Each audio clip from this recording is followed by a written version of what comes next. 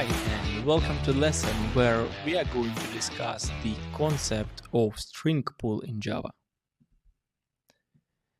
During this lesson, we will discuss the following topics: the understanding of string pool concept, and we'll also discuss how string pool works in Java.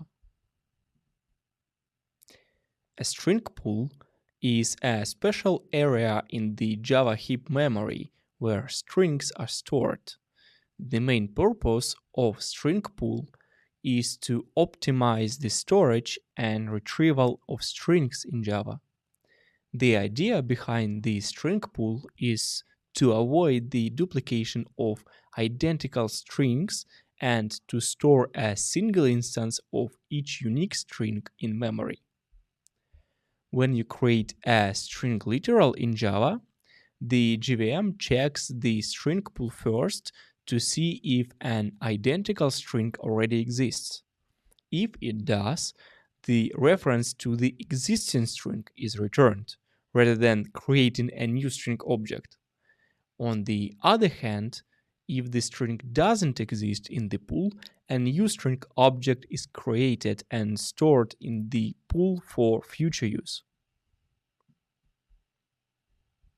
Let's take an example to understand the concept of string pool in Java. So we have defined two strings, both with the same value, hello. And in this example, both string 1 and string 2 reference the same string hello in the string pool. This means that string 1 and string 2 are pointing to the same memory location in the heap. And in this example, we use the equality operator to compare the memory location of string 1 and string 2.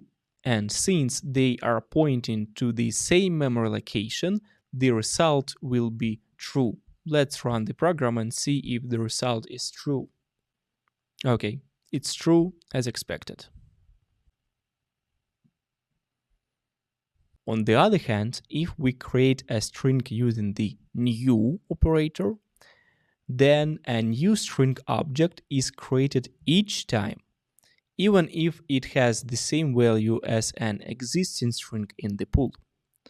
So in this example, both string 1 and string 2 point to different string objects in the heap memory as they are created using the new operator.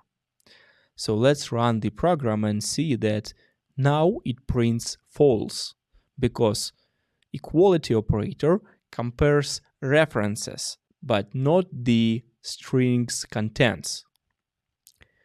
It's also important to note that the string pool is only applicable for string literals and not for string objects created using the new operator.